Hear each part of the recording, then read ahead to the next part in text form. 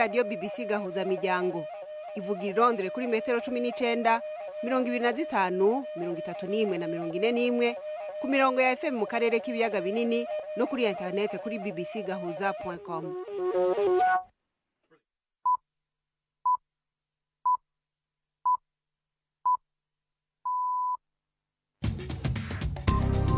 Uni saha 10 n'igice ku isaha mpuzamakungu ya GMT, isaha 12 n'igice mu Rwanda no mu Burundi, muri kumwe na Florentine Kwizera. Ndabahaye amahoro mwese. Mu Rwanda ingwara y'umugera wa Marburg imaze guhitana abantu 8 biganjemo abakozi bo kwa muganga. Mu ngingo zafashe zo kwigwanya kugira ngo ntikomeze gukwirakwira hariho kwirinda ibiriyo by'abantu benshi no guhindagura abagwaza. Turababwira n'ibivugwa n'abaganga byo bafasha kwirinda iyi ngwara ico bikoze gusa ariko ngo kugumiza abantu ukwabo nta kinini bifasha. Ntabwo kubashyira mu kato ntabwo ari ngombwa kuko yandura ari uko umuntu akoze ku muntu uyirwaye kandi ufite ibimenyetso. Kuyirinda ni ukukaraba, gukoresha isabune. Murumva n'ibindi mukanya. Ishirahamwe ry'abaganga batagira imbibe MSF rimenyesha yuko mu mwaka uheze n'imiburiburi abantu 2 bakorewe amabi yo gufatwa ku nguvu buri saha muri Republika ya Demokrasi ya Kongo. Naho Israel irakomeza ibitero ku muhari Hezbollah muri Liban. Tubafitiye n'amakuru y'inkino. Ikaze muri iki kiganiro cha BBC gahuza miryango cyo kuri uyu wa mbere itariki 30 z'ukwezi kw'icenda muri 2024. Ni kiganiro gihagarikiwe na Mark Niyonkuru.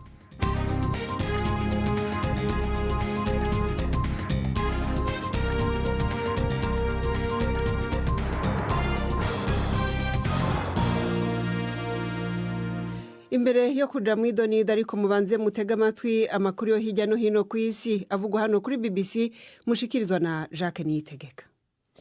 Ministre w'intebe wa Israel Benjamin Netanyahu mu butumwa bwa video yagejeje ku baturage ba Iran yavuze ko igihugu cye kiri kumwe nabo. Yashinja abategetsi ba Iran kuba barinjije igihugu cyabo mwicura burindi ndetse n'intambara ishobora kuba binyuze mu bufatanye bwabo n'imitwe ya Hezbollah na Hamas. Yavuze ko nta hantu na hamwe ingabo za Israel zitazajya muri gahunda yo kurinda abaturage b'igihugu cyazo, ko Republika ya Islam iri hafi gusenyuka vuba cyane kurusha uko bamwe babyibaza. Yavuze ko abanya Iran nibamara kwibohora zaba ari iherezo ryo gukoresha miliyari nyinshi z'amadolari mu ntambara zitagira umumaro, ahubwo hakabaho amahoro hagati y'umuco gakondo w'abayahudi n'abaperisi. Ministre w'ingabo wa Israel we yatangaje ko icyo yise ikico gikurikiraho mu ntambara igihugu cye kirwana n'umutwe wa Hezbollah muri Liban kiri hafi gutangira. Aya magambo ya Yoav Gallant yabwiye abayobozi b'uturere two mu majyaruguru ya Israel turi ku mupaka, akaba rero yarushijeho kwerekana ko Israel irimo kwitegura intambara yo ku butaka muri Liban. Mbere yaho mu ijambo ririmo guhangana, umuyobozi wungirije wa Hezbollah Naim Qassem yashimangiye ko Hezbollah yiteguye niba Israel ifashe icyemezo cyo gutera Liban. Mu gihe yemeraga ko yicwa ry'umuyobozi w'iryo shami w'uwo mutwe Hassan Nasrallah n'abandi bayobozi bo hejuru ari igihombo gikomeye, yahakanye ibivugwa ko ubuyobozi bw'ingabo z'uyu mutwe bwagabanutse. Hagati aho Minisitiri w'intebe wa Liban Najib Mikati yatangaje ko yiteguye kohereza ingabo z'igihugu kujya kurinda umupaka nibiba ngombwa. Ibyo yavugiye mu kiganiro n'abanyamakuru i Beirut. Twebwe nka Libani twiteguriye kurungika ingabo za Libani Isheba mu gace kari mu manuko bw'uruzi rwa Litani kugira ngo ingabo za Libani zikora ibikorwa byazo zifatanije byuzuye n'ingabo mpuzamakungu zibungabunga amahoro mu manuko. I Paris mu Faransa hatangiye urubanza rw'umunyapolitiki ukomeye cyane mu ishyaka ry'abagendera ku matwarakaze mu murongo w'iburyo muri politiki muri icyo gihugu, Marine Le Pen, ushinjwa gukoresha nabi amafaranga y'inteko nshinga amategeko y'Uburayi. Ishyaka rye rya Rassemblement National n'abandi bantu 26 bafite aho bahuriye naryo ndetse n'iryaribanjirije nabo baratungwa agatoki, barashinjwa guha akazi abafasha babo bakoze akazi k'iryo shyaka aho kuba ak'inteko nshinga amategeko y'Uburayi. Burayi yatangaga umushahara wabo. Icyaha kiramutse kimuhamye, Madame Le Pen hashobora guhanishwa ihazabu cyangwa ntiyongere kwemererwa kwiyamamariza umwanya w'ubuyobozi mu gihe cy'imyaka 5. Ibi rero bishobora kubangamira icyifuzo cye cyo kuba perezida w'Ubufaransa. Ishyaka rye rihakana ibyo birego. Ingabo za Sudani zahakanye ibivugwa na Emira Zunze Ubumwe z'Abarabu ko zarashe ibisasu aho ambasaderi wazo atuye i Khartoum. Ku cyumweru ku mugoroba, Minisiteri y'Ububanyi n'Amahanga ya Emira Zunze Ubumwe z'Abarabu yavuze ko izaregera inzego zitandukanye zirimo n'umuryango w'abibumbye. Emira Zunze Ubumwe z'Abarabu zishinjwa guha intwaro umutwe wa Rapid Support Forces mu ntambara imaze amezi 17 iyogoza Sudani. Ni ibirego ariko zihakana. Inkuru ya Wiros muragezwaho na Feneka Kwaya. Igisirikare cya Sudani kirahakana yuko kitigeze kigambira kurasa ku biro bihagarariye ibihugu muri Sudani, ahubwo kikarega abo bahanganye ko aribo bakora ibikorwa by'urugomo. Iki gisirikare kiravuga yuko muri iyi ntambara umutwe wa RSF wigaruriye unasahura ibintu by'abasivile, harimo n'ibiro bihagarariye ibihugu muri Sudani ndetse n'inyubako z'umuryango w'abibumbye, ngo waje no guhinduramo ibigo byawo bya gisirikare. Iki gisirikare kandi kirarega igihugu cya Emirates Zunze Ubumwe z'Abarabu yuko giha intwaro kikanafasha umutwe wa RSF. Nubwo hari ibyegeranyo byinshi byemeza aya makuru, Abu Dhabi yarabihakanye.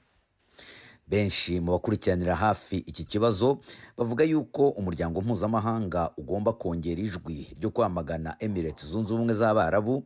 Ibi ngo byagabanya ubukana bw'iyi ntambara imaze gukura mu zabo abantu barenga miliyoni 10, ikaba inamaze gusinzikaza cyane igihugu cya Sudani. Abantu batari munsi ya 12 bapfuye, abandi 10 baburirwa irengero nyuma y'aho ubwato butwaye abimukira burohamiye hafi y'ikirwa cya Djerba muri Tunisia. 3 mu bapfuye bari impinja. Abashinzwe umutekano ku nkombe z'inyanja ikora kuri Tunisia bavuze ko harokowe abimukira 29 bari mu bwo bwato bwari bwuzuye cyane bwerekeje mu Burayi. Abenshi mu bari mu bwo bwato bari abanyatunisia hamwe n'ababiri baturutse muri Maroc. Tunisia yabaye inzira y'ingenzi y'abimukira abanyafrika banyuramo bagerageza kwinjira mu Burayi.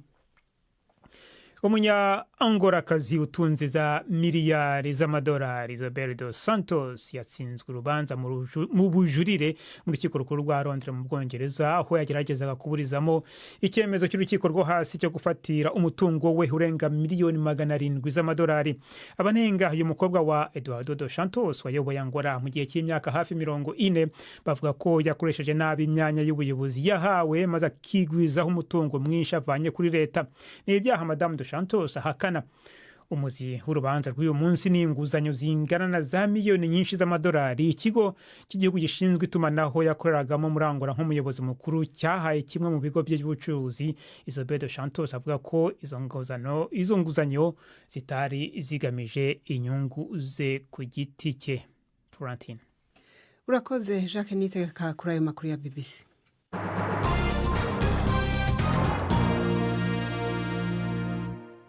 Nongeye kubaha ikaze mu makuru yo mu karere. Abantu 8 nibo bamaze kumenyekana yuko bahitanywe n'ingwara ya Marburg inyuma y'iminsi 3 gusa iheze. U Rwanda rutangaje yuko rwatoye ingwara y'uwo mugera wa Marburg mu bitaro vyago. Ubushikiranganje bw'amagara y'abantu buvuga yuko abagera kuri 18 aribo bariko baritabwaho kwa muganga, kandi yuko hari abantu bagera ku 300 bariko barakurikiranirwa hafi kuko bafise aho bahuriye n'abamaze kumenyekana yuko bagwaye. Inzego zijejwe amagara y'abantu zisaba abanyagihugu gukomeza imirimo yabo, ariko bakongerereza kwigengesera bagaragaza uwo bakeka ko ibimenyetso, kandi bakanagira n'isuku cyane. Nta mugambi w'ingingo zikarishe nk'izo kugumiza abantu mu rugo zafashwe, gusa hari ibikorwa bimwe bimwe byahagaritswe nko gusuhuza abagwayi bari mu bitaro ndetse n'ibijanye no guherekeza ubwa nyuma wahitanywe n'iyo ngwara y'umugera wa Marburg. Ni inkuru ya Jean Claude Mwambutsa ari Kigali. Abandi babiri bahita muri icyorezo cya Marburg bamenyekanye mu ijoro ryakeye mu itangazo ryasohowe na Minisiteri y'Ubuzima. Nta mwirondoro w'abapfuye watanzwe kimwe no kuri 6 babanje, gusa ikizwi ni uko 8 bamaze gupfa biganjemo abakozi bo kwa muganga. Amafoto yakomeje gukwirakwizwa ku mbuga nkoranyambaga yerekana abantu bambaye nk'abaganga yemeza ko bishwe n'iki cyorezo. Cyakora ntibyoroshye kugenzura neza ukuri kw'aya mafoto. Nubwo umubare w'abapfa wazamutse, abarwayi bo baracyari 26, gusa hari n'abandi bajya kuri 300 bari gukurikiranirwa hafi. Aba bakaba ari abafite aho bahuriye n'abarwayi nk'uko bivugwa na Minisiteri y'Ubuzima. Nubwo bimeze uko ariko abashinzwe ubuzima bahamagarira abaturage gukomeza imirimo yabo nk'uko bisanzwe, cyakora bakarushaho kwitwararika. Dr Sabin Nsanzimana, Minisitiri w'Ubuzima, kuri iki cyumweru ubwo ari imbere y'abanyamakuru: nta kintu na kimwe abantu bakoraga uyu munsi kibujijwe gihagaritswe.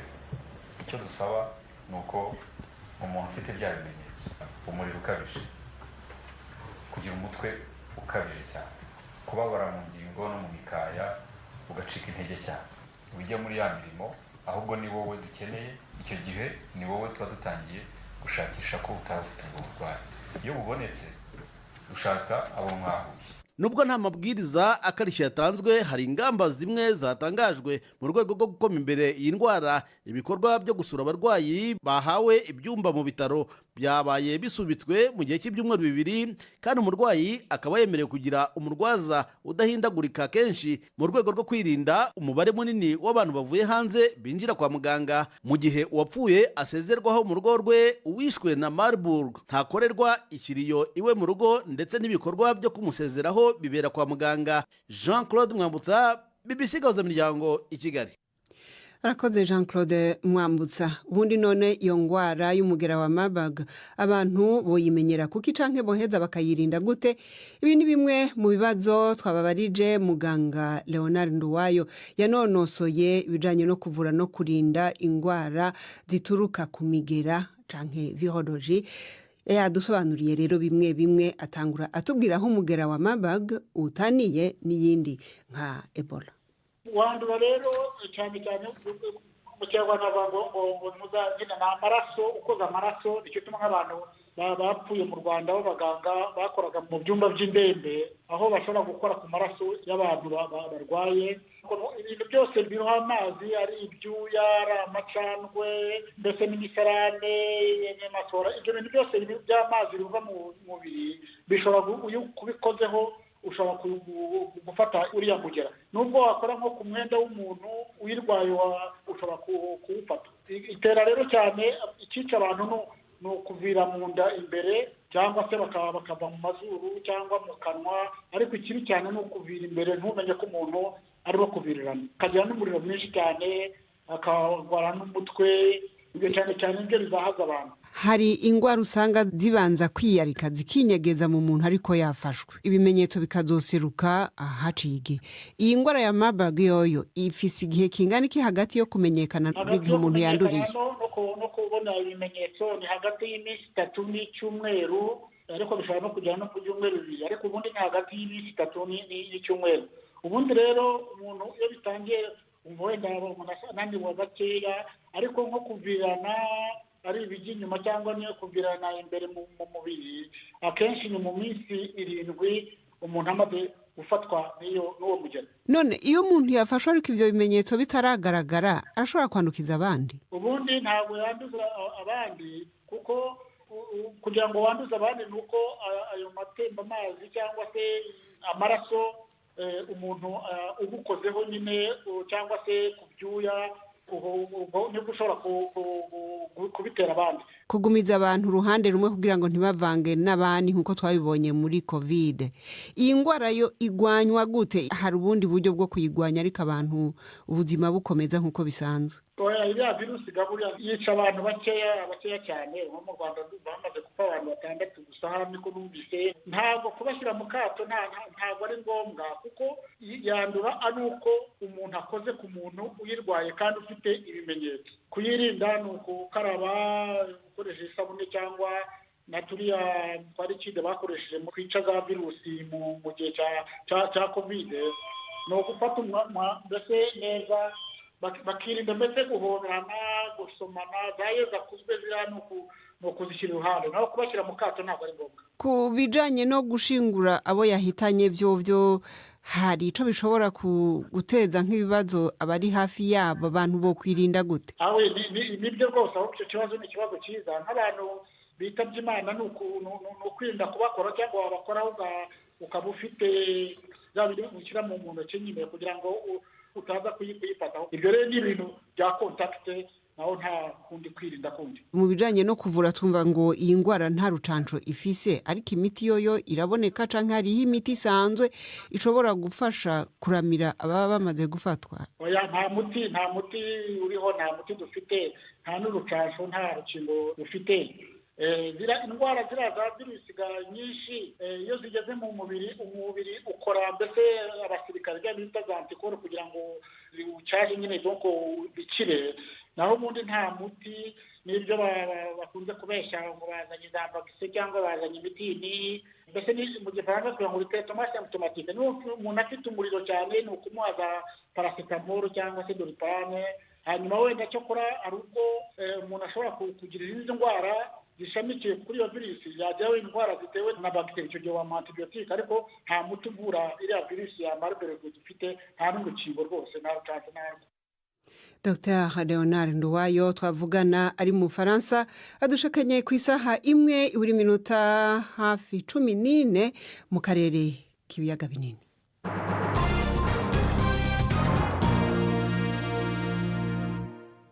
Twerekeze muri Repubulika ya Demokarasi ya Kongo aho ishirahamwe ry'abaganga batagira imbibe Médecins Sans Frontières rimenyesha yuko rimaze kuvura abantu barenga 25,000 bafashwe ku nguvu muri ico gihugu mu mwaka uheze honyene.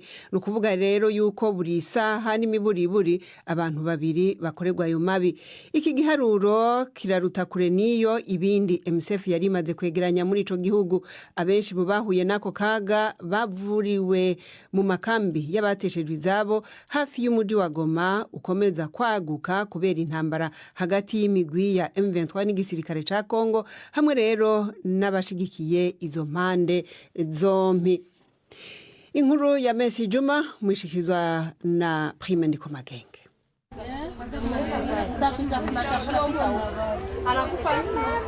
Mu kabanda hori kadashemeye kagizwe n'amabati n'imbaho, abagore n'abakobwa baharurwa mu mirongo bicaye ku ntebe z'ibiti bayaga inkuru z'ubuzima bwabo bwa misi yose n'ivyo bacamwo.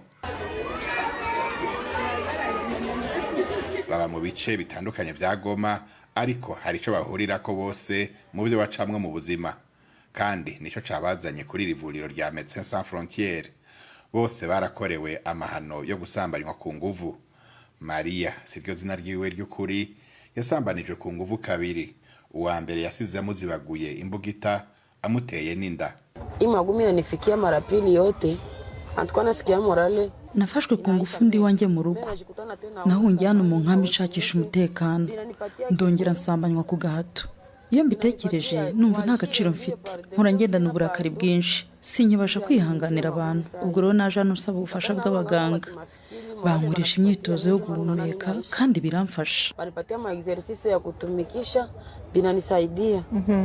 Ibiharuro vya vuba vya MSF vyerekana yuko abantu babiri bakorerwa mabi afatiye ku gitsina muri Kongo buri saha.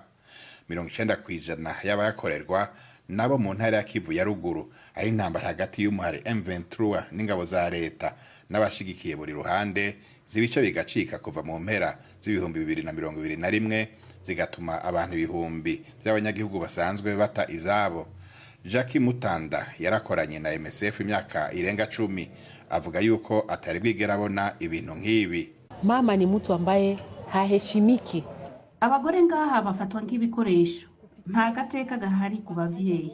Turashobora kwakira umuvyeyi umwe kabiri canke gatatu mu ndwi imwe, kandi aho hose yamazanwa n'ikibazo kimwe, gusambanywa ku nguvu. Tukironka n'icyo tubabwira, baratubaza ngo aho tuba twarasambanyije ku nguvu. Twahungiye ngaha none aha naho nyene turasambanywa ku nguvu. Tujya hanze kurondera icyo abana barya naho tugasambanywa ku nguvu. Tugire gute? None nta nyishu turonka tufanye namuna gani na sisi tunakosa jibu. Mu mpera z'ibihumbi 2023 BBC yaragendeye amavuriro igoma muri Kongo ku munsi umwe gusa twaririwe mu mavuriro abiri turibonera abantu baharurwa mu mirongo baje kwivuza. Abakozi ba MSF bashira imbere kubaremesha. Twahahuriye na Ana w'imyaka 30. Ana nawe nyene siryo zina ryiwe ry'ukuri. Twahuye aje ku mujanama, avuga yuko amaze kwiyumvira kwiyahura akatari gake. Bakisha kukamata unatoka kule mawa. Tubayeho mu bibazo byinshi, turanabaza Imana ibibazo byinshi. Rimwe na rimwe wifuza no gupfa. N'imiburiburi naraje ngaha ndaronka imiti. Ariko nzosubira muri ca kibanza nye n'izina vyabereyemwo kubera ntagiye kurondera udukwi ngo ndandaze abana banje ntiboronka ico bafungura. Jua nini batoto bakuli. Usambanywa ku nguvu n'ihohoterwa rishingiye ku gitsina ni ibintu bitavugwa ngaha nubwo byama vyakozwe. Abantu ntibabivuga namba. Abagore twahuye na gace gato kabamaze gukorerwa ayo mahano. Benshi ntibabivuga canke ngo barondere ubufasha. Kuvyo abo vyashikiye bavuga, benshi muri bo babikorewe inkoho iri ku gakanu mu makambi canke mu misozi n'imirima ihegereye aho bategerezwa kuja kurondera ivyo kurya n'amazi. Graham Inglis yari umukuru wa MSF muri Congo mu mwaka uheze. It's a crisis really when we look at the needs of a population. Nakaga gakomeye iyo uravye ivyo abantu bakeneye. Tugo tuvuga ahanini ku mabi ashingiye ku gitsina, ariko hari ibindi bintu bikenewe nkaho kuba ifungurwa n'isuku. Twarumvise abagore bavuga ko bashobora kuronka imiti bafashwe ku nguvu, ariko basubiye mu mihana yabo bagaca babura ico barya. Nakaga gakomeye kandi gasa nakibagiwe n'amakungu yose. And it's a crisis that seems to be forgotten by much of the world. Abavura biguma birushiriza kubagora kwitaho abahuye n'amahano ashingiye ku gitsina aho muri Kongo. Hari vyankenerwa bike byo kwitaho uwuba yasambanije ku nguvu, kandi ntibagira ubafasha mu bijanye n'amategeko. Nta n'ahantu hatekanye abahuye n'amahano bahabwa aho kuba. Ivyo bisigura kuri Maria na Ana ko ibyo gusambanywa ku nguvu bishobora kubandanya. Arakoze Prime Niko Magenge kuri iyo nkuru ya Messi Juma. Ibitero vya Israel ku mugwi Hezbollah ugwiriyemwo abayisilamu b'abashia n'ubu birakomeza nyuma yaho mwijoro ryakeye igisirikare caraye kigavye ibindi mu buseruko bwa Liban mu mujyi wa Beirut. Igisa n'igitero co mu kirere hanze y'ikibanza gifatwa nk'icibare ca Hezbollah catumye abategetsi b'uwo mugwi w'abagwanyi b'abanyapalestina bahasiga ubuzima. Abategetsi ba Liban bavuga yuko ibitigiri vy'abataye izabo kubera iyo ntambara bigeze muri miliyoni, aho ibitaro n'ibibanza byo kubacumbikira bitanguye kunanirwa kwakira ivyo bitigiri by'ababigana bidahengeshanya kwiyongera. Inkuru ya Hugo Bachega ari Beirut mwishikirizwa na Robert Patrick Misigaro. Isa n'iriko iragura igikorwa cyaho cya gisirikare ku migwi y'abagwanyi ifashwe mu mugongo na Irani mu buseruko bwo hagati. Mwijoro ryakeye inzu y'igorofa yatewe mu gace ka Kola mu mujyi wa Beirut, agace gatuwe n'abaisilamu b'abasuni benshi. Iki gisa nuko ari igitero ca mbere ca Israel i Beirut kigabwe kure yaho Hezbollah yashinze imizi mu mihana ikikuje umujyi mu bumanuko. Umugwi w'abagwanyi Popular Front for the Liberation of Palestine wavuze ko batatu mu bakuru bawo bishwe. Ibi vyakurikiye ibitero vya Israel ku nyubako zikoreshwa n'abahuthi mu mujyi wa Hodeida muri Yemen. Naho muri Libani ubushikiranganje bujejwe amagara buvuga ko abantu barenga 100 biciwe mu bitero vyejo, mu gihe igisirikare ca Israel cavuze ko cateye ibirindiro vya Hezbollah mu bumanuko no mu buseruko bw'ikiyaya ca Beka. Inkuru ya Hugo Bachega zikanye ku isaha imwe uri minota indwi mu karere k'ibiyaga binini. Imbere yo gukomeza tubahonje ku runana rw'ejo.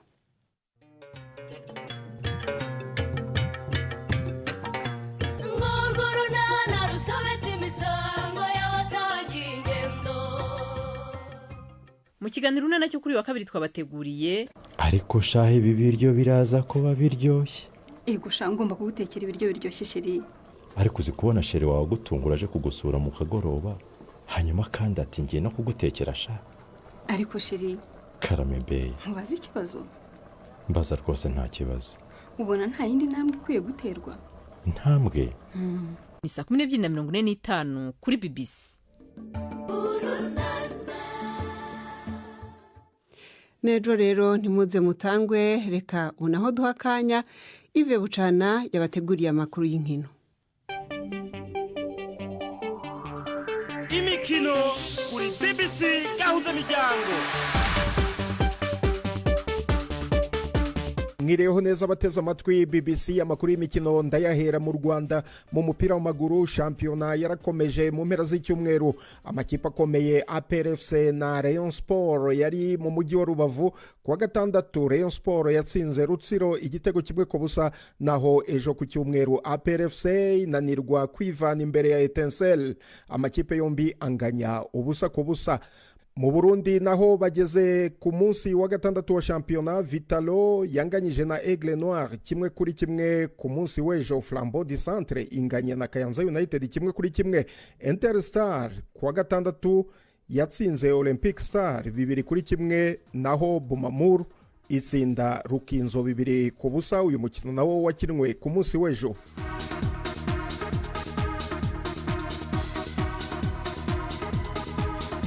Mu Bwongereza Manchester United yiteguye gukomera ku mutoza wayo Erik ten Hag agakomeza kuyobora mu mikino izakina na Porto na Aston Villa, nubwo yaraye inyagiwe na Tottenham i Old Trafford.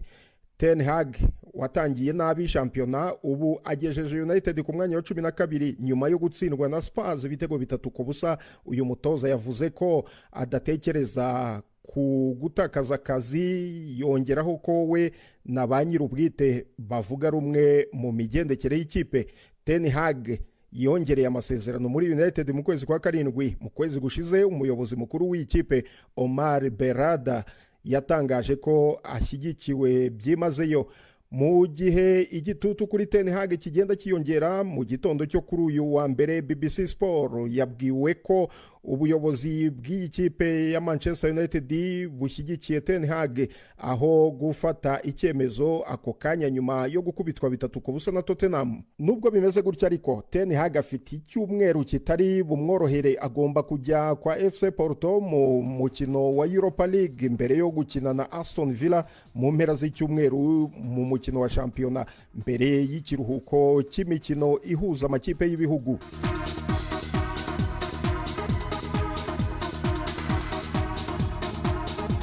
Mu yindi mikino ya shampiyona y'Ubwongereza mu mpera z'icyumweru kwa gatandatu, umukinnyi Cole Palmer yabaye umukinnyi wa mbere watsinze ibitego 4 mu gice cya mbere cy'umukino wa Premier League, afasha Chelsea kunoba ikipe ya Brighton ibitego 4-2, anayitereka ku mwanya wa 4. Uyu rutahizamu wahoze akinira ikipe ya Manchester City asanzwe afite agahigo ko gutsinda hat-trick 3 zose, no kuvuga ibitego 3 mu mukino umwe. Yabiteye inshuro 3 muri Premier League. Nta mukinnyi watsinze ibitego byinshi nkawe muri Chelsea, kandi bwari bubaye ubwa kabiri atsinda ibitego 4 mu mukino umwe. Ni nawe mukinnyi wa mbere wa Chelsea watsinze ibitego 20 muri Premier League mu mwaka umwe kuva Diego Costa atsinda ibitego 21 muri 2016. Kuri ubu shampiyona ya Premier League iyobowe na Liverpool aho itsindiye Wolverhampton 2-1 ibikesha penalty ya Mohamed Salah yayihesheje igitego cya kabiri. Wolverhampton ntiratsinda umukino n'umwe wa shampiyona. Liverpool yicaye ku mwanya wa mbere iwukuyeho Manchester City yanganyije na Newcastle United 1-1. Arsenal yo yatsinze Leicester City 4-2, mu gihe Aston Villa ejo yanganyije na Ipswich igitego 1-1. Muri Espagne ikipe ya Real Madrid yaraye inganyije na Atletico Madrid 1-1, mu gihe Barcelona kwa gatandatu yakubiswe na Osasuna ibitego 4-2. Niwo mukino wa mbere Barcelona isinzwe kuva shampiyona ya Espagne yatangira. Yari imaze gutsinda imikino 7 ikurikiranyije. Aha ni naho nsoreje amakuru y'imikino nari nabateguriye. Ndi Yves Bucyana. BBC gahuza miryango muri Afrika no kwisi yose.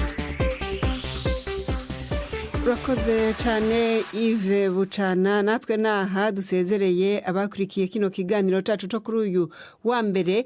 twibutsa abo tutari kumwe kuva mu ntango y'uko mu Rwanda ingwara y'umugera wa Marburg bimaze kumenyekana yuko imaze guhitana abantu 8 abandi baracari mu minwe y'abaganga bagera kuri 18 hari n'abandi rero amajana 3 bakiriko barakurikiranwa kugira ngo basuzume yuko boba barafashwe kuko hari aho bahuriye nabo bamenyekanye nayo